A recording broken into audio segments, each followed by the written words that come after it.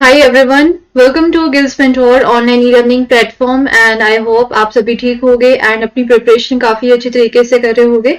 सो बच्चे एक बार फटाफट से कंफर्म कर दो कमेंट सेक्शन में that am I audible and visible properly, then we will start our today session. So as you know कि हमने जो है अभी 2-3 दिन पहले ही एक नया जो है सीरीज आपके लिए स्टार्ट की है, जिसमें हम क्या कवर करने वाले हैं कि लूसेंट जीके के टॉप 500 एमसीक्यूज को हम डिस्कस करेंगे। जितने भी आपके जो है ऑल इंडिया लेवल के एग्जाम्स हैं, राइट, चाहे एसएससी हो, जीडी हो, सीजीएल हो, राइट, तो इनके जो है हम यहाँ पे कवर करेंगे। उनके लिए बहुत ज्यादा जो है ये इंपॉर्टेंट रहने वाली है आपके लिए ये series.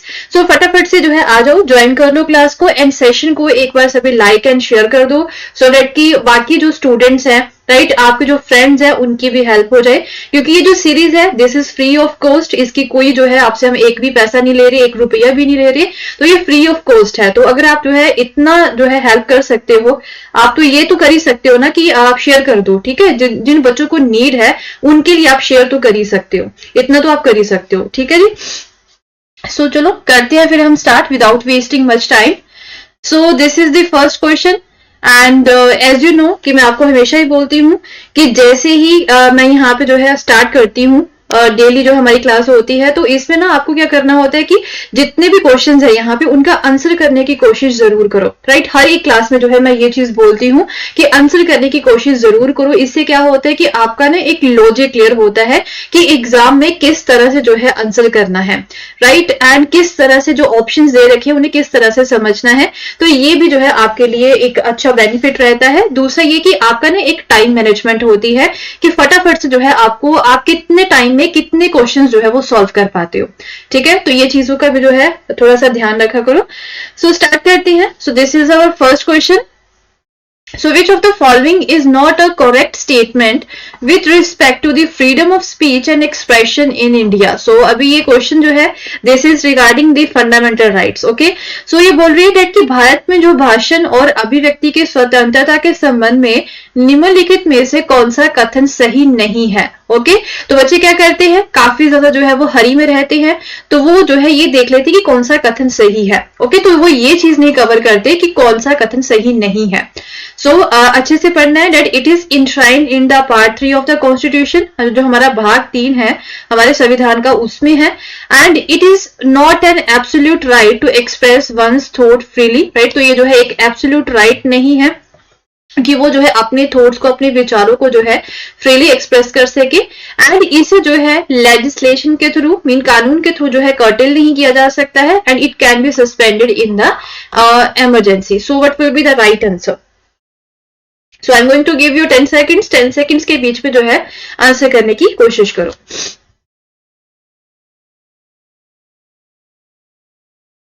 So the right answer will be the option C. That is, it cannot be curtailed by the legislation. तो ये चीज गलत है, okay, regarding the fundamental rights, okay, इसे जो है कर्टेल किया जा सकता है, इसे खत्म किया जा सकता है बाय द लॉ, ओके, कानून बना के जो है इसे खत्म किया जा सकता है, क्योंकि ये क्या है, दीज आर नॉट एब्सोल्यूट। जितने भी हमारे फंडामेंटल राइट्स है they are not absolute.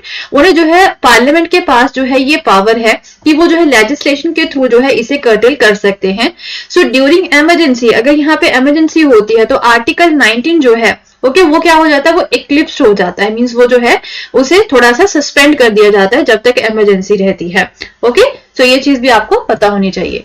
Now the next question is which of the following statement is not correct about the Rajya Sabha? Now Rajya Sabha की बात कर रही है कि राज्यसभा के रिगार्डिंग जो है कौन सा कथन जो है सही नहीं है। ऑप्शन ए इज, कहते हैं कि राज्यसभा जो है this is a permanent body and इसे जो है फॉर द फर्स्ट टाइम 3 अप्रैल 1952 को जो है कॉन्स्टिट्यूट किया गया था, इसे बनाया गया था। एंड जो 12th मेंबर है राज्यसभा के, उसे जो हमारे भारत के राष्ट्रपति हैं वही नॉमिनेट करते हैं। एंड 1/3 जो इसके मेंबर्स है वो रिटायर होते हैं एवरी ईयर। तो इनमें से कौन सा कथन सही नहीं है? अच्छे से देखो, ध्यान से देखो एंड देन आंसर करो। You have 10 seconds, okay. अच्छे से देखो, अच्छे से जो है इसे फिर आंसर करो।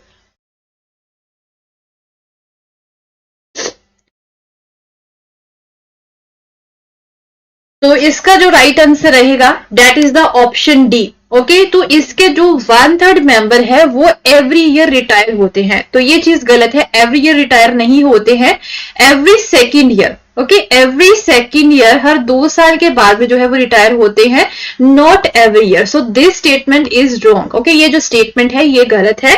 सो ये बोल रहे हैं दैट फोर्थ स्टेटमेंट है दिस इज इनकरेक्ट, क्योंकि जो है एवरी 2 ईयर्स, हर 2 साल के बाद में जो राज्यसभा के मेंबर्स है वो रिटायर होते हैं।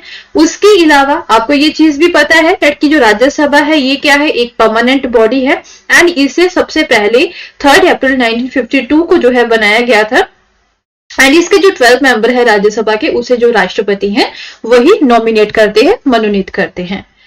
Now the next question is which among the following is also called as the lengthiest amendment to the Indian Constitution? निम्नलिखित में से किसे भारतीय संविधान का सबसे लंबा संशोधन भी कहा जाता है? 24th amendment, 30th amendment, 40th और the 42nd? So what will be the right answer?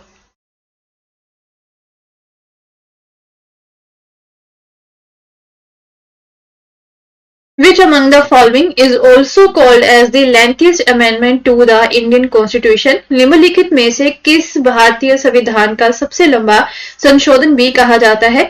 So इसका जो राइट आंसर रहेगा that will be the option D, that is the 42nd। आप सभी को पता है कि जो 42nd अमेंडमेंट था 1976 में जो है ये हुआ था एंड इसे जो है कॉन्स्टिट्यूशन ऑफ इंदिरा गांधी के नाम से भी जाना जाता है, क्योंकि जब ये अमेंडमेंट हुआ था उस टाइम पे किसकी सरकार थी?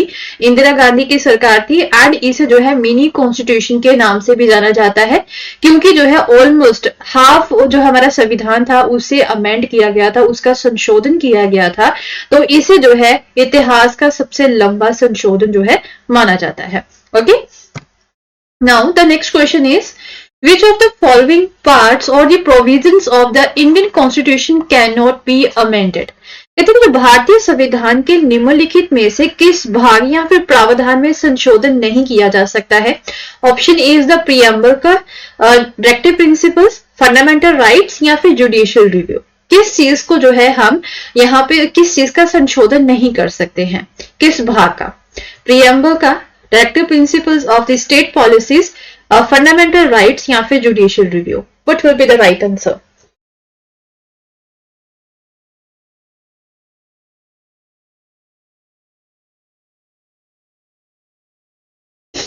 So the right answer should be the option D, that is the judicial review. Okay, judicial review जो है ये एक बेसिक स्ट्रक्चर है हमारे संविधान का, राइट? ये उसका पार्ट है एंड जिसे हम जो है चेंज नहीं कर सकते हैं, जिसे ऑल्टर नहीं किया जा सकता है, क्योंकि इसके थ्रू संशोधन के थ्रू जो है हम इसे चेंज नहीं कर सकते हैं। तो एक बेसिक स्ट्रक्चर है हमारे संविधान का जिसे चेंज नहीं किया जा सकता according to the supreme court. Now the next question is, it is regarding the 6th schedule. Okay, जो हमारी 6ठी अनुसूची है उसके अकॉर्डिंग निम्नलिखित 4 राज्यों में अनुसूचित क्षेत्रों और अनुसूचित जनजातियों के प्रशासन और नियंत्रण से संबंधित है। कौन सा 6th शेड्यूल जो है कौन से राज्यों के रिगार्डिंग जो है यहाँ पे है? Manipur, Mizoram, Tripura and Nagaland, Assam, Meghalaya, Tripura and Mizoram, Assam, Meghalaya, Arunachal Pradesh and the Nagaland, Assam, Meghalaya, Mizoram and Nagaland. So 6th schedule जो है, जो हमारी 6ठी अनुसूची है, वो कौन से राज्यों के साथ जो है संबंधित है?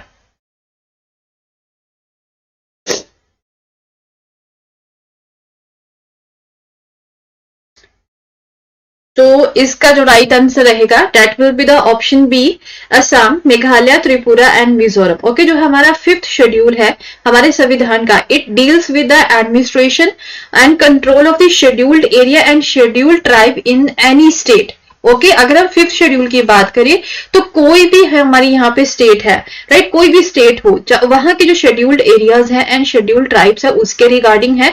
उसके अलावा अगर हम 6th शेड्यूल की बात करें तो 6th शेड्यूल जो है इन 4 स्टेट्स के साथ जो है रिगार्डिंग है, Assam, Meghalaya, Tripura and the Mizoram. Okay,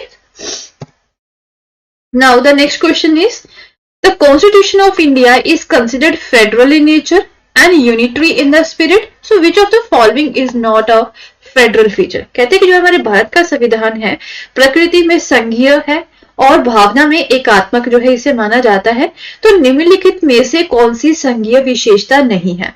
option A है जो 3 टायर गवर्नमेंट स्ट्रक्चर है हमारा, इंडिपेंडेंट जुडिशरी होगी, बाइकैमरलिज्म है, या फिर appointment of the state governors by the central government. So what will be the right answer? कौन सा इसमें से जो है फेडरल फीचर नहीं है? फेडरल में क्या होता है कि जो पावर्स होती हैं they are divided between the centre and the state, okay. And if we talk about the unitary, तो इसमें जो मोस्टली पावर्स होती हैं वो किसके हाथों में होती हैं? वो जो है सेंटर के हाथों में ही होती हैं। सो इसमें से जो है कौन सा ऐसा फीचर है हमारे कॉन्स्टिट्यूशन का जिसे हम फेडरल नहीं मानते हैं? So right answer obviously option D है, क्योंकि जो स्टेट के गवर्नर्स हैं उन्हें अपॉइंट कौन करता है? सेंट्रल गवर्नमेंट जो है उन्हें यहाँ पे अपॉइंट करती है। ओके, सो कॉन्स्टिट्यूशन जो है it is considered federal in nature and unitary in the spirit. तो हमारे जो भारत का संविधान है इसमें आपको दोनों ही फीचर्स देखने को मिलेंगे, दोनों का ही जो है ये मिक्सचर है एक तरह से।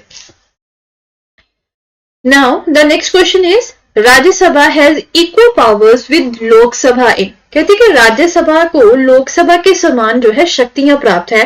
कौन से मैटर में जो है उन्हें इक्वल पावर्स जो है वो दी गई हैं? Option A is the matter of creating all India services. Option B is amending the constitution. Option C is removal of the government या फिर making cut motions. राज्यसभा को किस मैटर में, किस मामले में जो है यहाँ पे लोकसभा के बराबर जो है शक्तियां दे रखी हैं?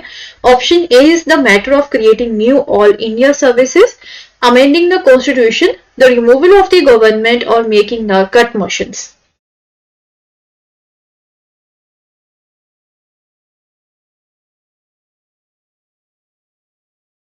So the right answer is option B.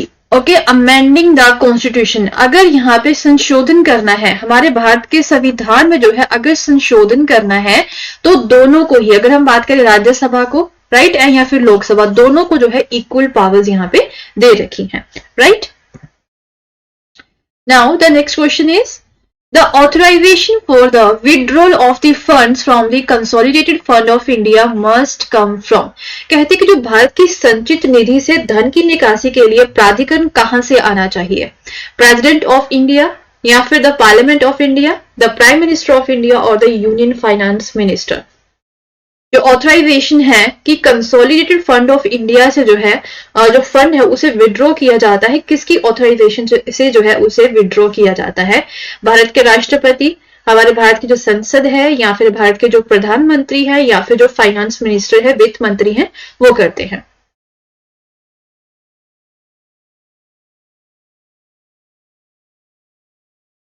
So the answer is option B, that is the parliament of India. Okay, जो कंसोलिडेटेड फंड ऑफ इंडिया है, अगर हम बात करें तो वो विड्रॉ अगर वहां से फंड करना है तो वो किसकी अनुमति से, किसके ऑथराइजेशन से किया जाता है? By the parliament of India, जो हमारे भारत की संसद है राइट। नाउ इनमें से ये जो फ्रीडम फाइटर्स के नेम दे रखे हैं, जो स्वतंत्रता सेनानी है, उनके जो यहाँ पे नेम दे रखे हैं उन्हें देखो, एंड इनमें से जो है आपको ये बताना है कि गदर पार्टी के साथ जो है कौन जुड़ा हुआ है। Option A is the Virendra Kumar Ghosh, option 2 जोगेश Chandra Chatterjee, and option 3 is the Ras Bihari Bose. So which of the above was or were actively associated with the Ghadar party? Ghadar party के साथ जो है कौन जुड़ा हुआ है इन फ्रीडम फाइटर में से?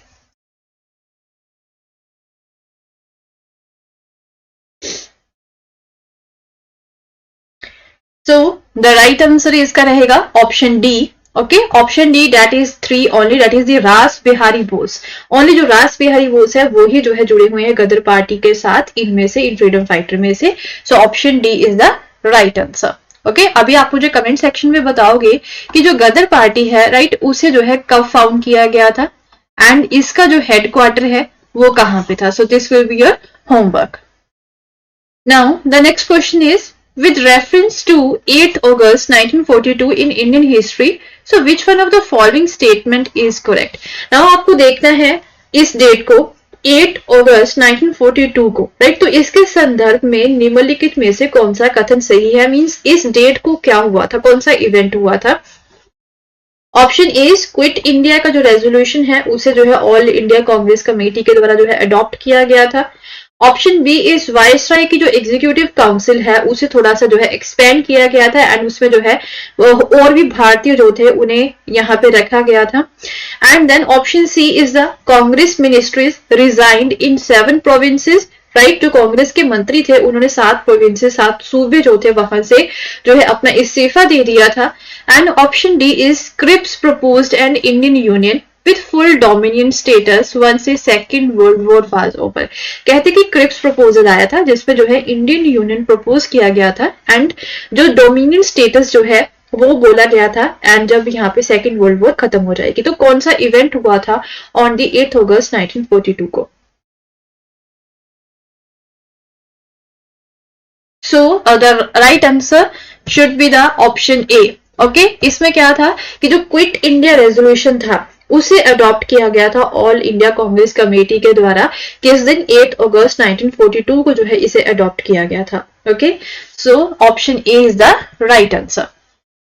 Now the next question is, it is regarding the doctor B R Ambedkar, right. जो बाबा साहिब अम्बेडकर हैं उनके रिगार्डिंग जो है ये क्वेश्चन है एंड ये पूछा गया है कि इनमें से निम्नलिखित में से जो है कौन सी जो पार्टीज थी वो डॉक्टर बी आर अम्बेडकर के द्वारा जो है बनाई गई थी या फिर इस्टेब्लिश की गई थी।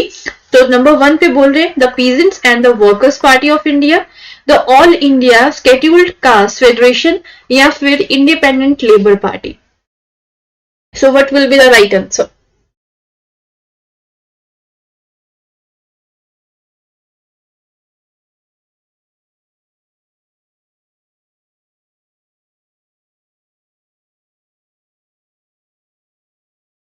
So the right answer option B.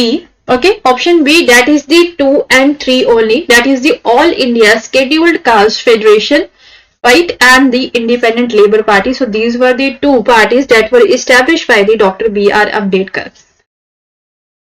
Now the next question is, Mahatma Gandhi undertook fast unto death in 1932 mainly because, कहते कि महात्मा गांधी ने 1932 में आमरण अनशन किया था एंड इसका मुख्य कारण क्या था?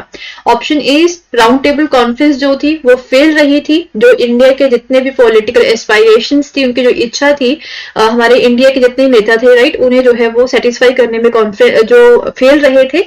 And even Congress and Muslim league जो है उनके कहते डिफरेंट ओपिनियन थे, या फिर मैकडोनल्ड ने कम्युनल अवार्ड जो है उसे अनाउंस कर दिया था, या फिर जो है इनमें से कुछ भी सही नहीं है। सो what will be the right answer?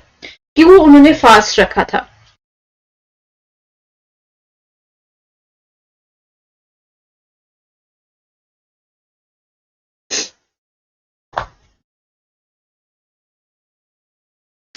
So the right answer should be the option C, that is the Ramsay McDonald announce the communal award. Okay, उन्होंने जो है कम्युनल अवार्ड जो है अनाउंस किया था। Okay, so that is why जो है महात्मा गांधी को ये चीज बिल्कुल भी पसंद नहीं आई थी, तो उन्होंने जो है आमरण अनशन किया था। कब? 1932 में जो है उन्होंने इसे किया था। Okay, so now the next question is, Annie Besant was, कहते कि जो एनी बेसेंट है वो कौन थे? एनी बेसेंट जो है responsible for starting the home rule movement, the founder of the Theosophical Society, और option 3 is once the president of the Indian National Congress. कहते हैं कि इनमें से करेक्ट स्टेटमेंट जो है आपको फाइंड करनी है regarding the Annie Besant. Okay, home rule movement उन्होंने स्टार्ट किया था, थियोसॉफिकल सोसाइटी के फाउंडर थे, या फिर इंडियन नेशनल कांग्रेस के जो है एक बार वो प्रेसिडेंट भी रहे हैं, अध्यक्ष भी रहे हैं। सो क्या राइट आंसर होगा इसका?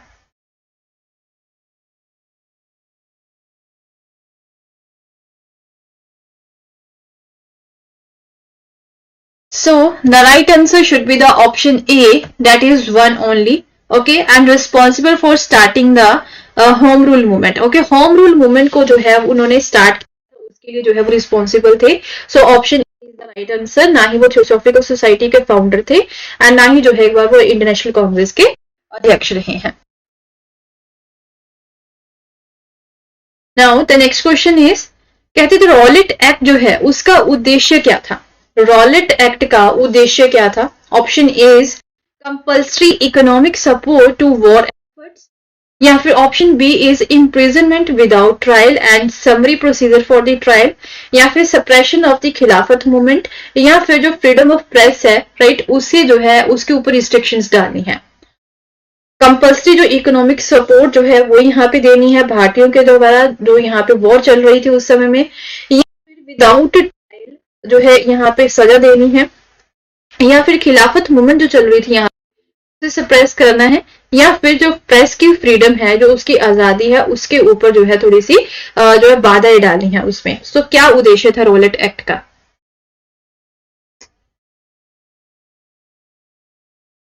So the right answer option B, that is the imprisonment without trial and summary procedures for the trial. Okay, कहते कि इसमें जो है विदाउट ट्रायल जो है यहाँ पे है, इम्प्रिजन करना है, तो ये चीज जो है option B will be the right answer. Now the next question is, which of the following article deals with the election of the vice president? कहते कि निम्नलिखित में से कौन सा अनुच्छेद उपराष्ट्रपति के चुनाव से संबंधित है? आर्टिकल 64, आर्टिकल 68, 66 या फिर 62? उपराष्ट्रपति के चुनाव के साथ जो है कौन सा अनुच्छेद संबंधित है?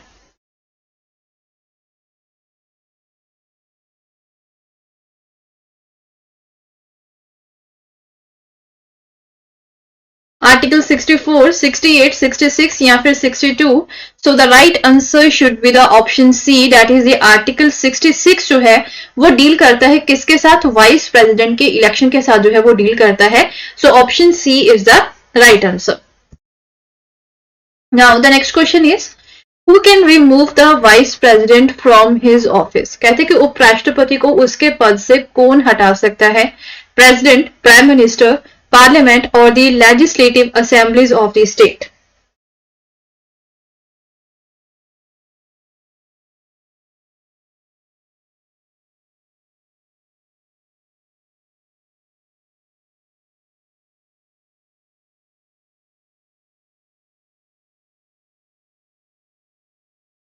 Who can remove the vice president from his office? So the right answer should be the option C. Okay, जो इंडियन पार्लियामेंट है, जो हमारे भारत की संसद है, उसके पास ये पावर है कि वो जो हम उपराष्ट्रपति है भारत के, उसे जो है रिमूव कर सकते हैं उनके पद से. So option C is the right answer. Okay. Now the next question is, the vice president is the ex officio chairman of the. कहते कि जो उपराष्ट्रपति हैं हमारे, ओके, वो किसके पदेन अध्यक्ष होते हैं? राज्यसभा के, लोकसभा के, प्लानिंग कमीशन के, या फिर नेशनल डेवलपमेंट काउंसिल के? The vice president is the ex officio chairman of the. जो उपराष्ट्रपति हैं वो किसके पदेन अध्यक्ष होते हैं? राज्यसभा के, लोकसभा, प्लानिंग कमीशन, या फिर national development council? So what should be the right answer? Be quick.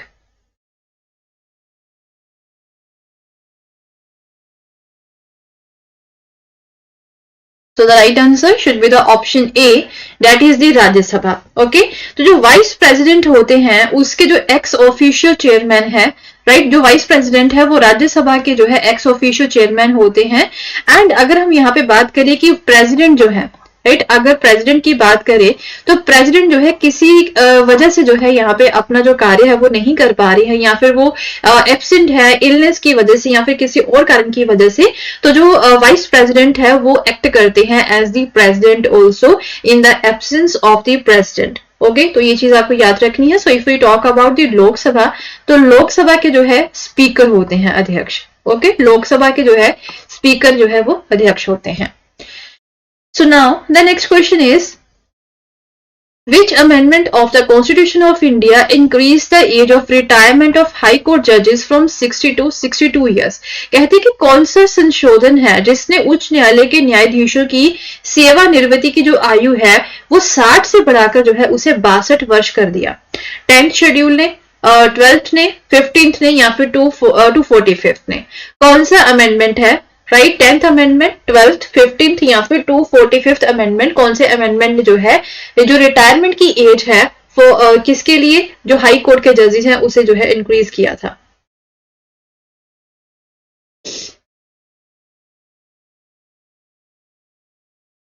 So the right answer should be the 15th amendment. Okay, जो 15th अमेंडमेंट हुआ था उसके थ्रू क्या हुआ था कि जो हाई कोर्ट के जजेस है उनकी एज को बढ़ा दिया गया था फ्रॉम दी 60 टू 62। पहले 60 इयर्स थी तो उसे बढ़ा के जो है 62 इयर्स कर दिया गया था। So option C is the right answer. Now the next question is who is the custodian of the contingency fund of India. कहते हैं कि भारत के जो आकस्मिकता निधि का संरक्षक कौन है? प्राइम मिनिस्टर, द जज of the supreme court, the president या फिर the finance minister.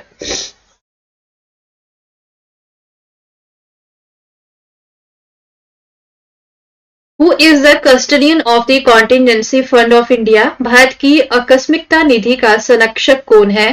The prime minister, जज of the supreme court, the president या फिर द फाइनेंस मिनिस्टर।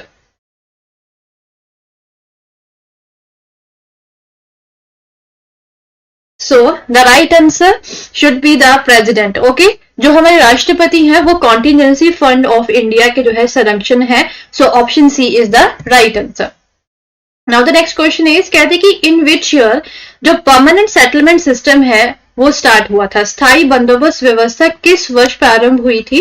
1900 में, 1885 में, 1890 में या फिर 1793 में।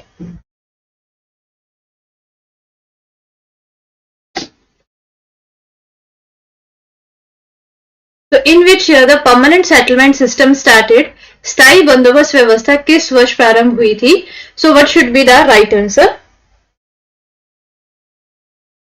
सो the right answer is option D, that is the 1793। Okay, तो सबसे पहले जो है परमानेंट सेटलमेंट सिस्टम को जो है स्टार्ट किया गया था बंगाल में, ओके, एंड बिहार में। कहां पे स्टार्ट किया गया था? बंगाल एंड बिहार में जो है इसे स्टार्ट किया गया था। देन उसके बाद में जो है फिर दक्षिण में जो है स्टार्ट किया गया था मद्रास एंड वाराणसी में, राइट। फिर धीरे धीरे जो है ये जो सिस्टम है इवेंचुअली पूरे उत्तर भारत में भी फैल गया था एंड 1 मई 1793 तक जो है ये पूरे उत्तर भारत तक जो है फैल गया था। Okay, now the next question is the main purpose of the ब्रह्म समाज for which it was set up are। कहते कि ब्रह्म समाज के मुख्य उद्देश्य जिसके लिए इसकी स्थापना की गई थी वे है हिंदुइज्म को प्यूरिफाई करना एंड मोनोथिज्म को प्रीच करना एंड क्रिटिसाइज करना सोशल इविल्स, राइट, जैसे कि आइडोलेट्री होगी, मूर्ति पूजा होगी, राइट, उसके खिलाफ जो है क्रिटिसाइज करना, बोथ ए एंड बी या फिर none of the above. Hinduism को प्यूरिफाई करना, मोनोथिज्म को प्रीच करना। मोनोथिज्म क्या होता है कि only one God, there is only one God जो है उसे हम जो है मोनोथिज्म बोलते हैं, राइट। आइडोलेट्री जो है मूर्ति पूजा हो गया उसे अपोज करना। सो क्या एम थे इनके ब्रह्म समाज के? सो ऑप्शन सी रहेगा obviously both A and B, right. Idolatry के भी वो खिलाफ थे, मूर्ति पूजा के खिलाफ थे एंड इवन जो है जैसे कि मोनोथिज्म को वो प्रीच करते थे, that is only one God है। यहाँ पे सभी जो है एक ही है गॉड एंड उनके जो है फॉर्म अलग अलग है। ओके, सो ये जो है इनके मेन एम थे एंड उसके अलावा जो है यहाँ पे कि अपने जो मेंबर्स को उन्होंने ये भी बोला था कि किसी भी रिलीजन को जो है आपको अटैक नहीं करना है, मतलब उसके खिलाफ जो है कोई आवाज आपको नहीं उठानी है, किसी के जो है गलत नहीं बोलना है। तो ये चीज भी बोली थी। या फिर हमारी सोसाइटी में जितनी भी कुरीतियां चल रही थी, राइट, उसे क्रिटिसाइज करना। So that's all for the day. I hope आपको जो है आज का जो सेशन है वो अच्छा लगा होगा, ओके, एंड आपके लिए काफी ज्यादा जो है फ्रूटफुल रहा होगा ये सेशन। अगर आपको ये सेशन अच्छा लगा देन प्लीज जो है इसे लाइक एंड शेयर जरूर करना। आपके जो फ्रेंड्स है, राइट, वहां तक जो है इसे जरूर पहुंचाना सो दैट कि उन बच्चों की भी जो है हेल्प हो जाए जो यहाँ पे जो है कोर्सेज को बाय नहीं कर सकते हैं। सो नाउ मिलते हैं अभी सेम टाइम पे जो है कल अगेन हमारी क्लास होगी। So thank you so much, have a nice day, bye bye.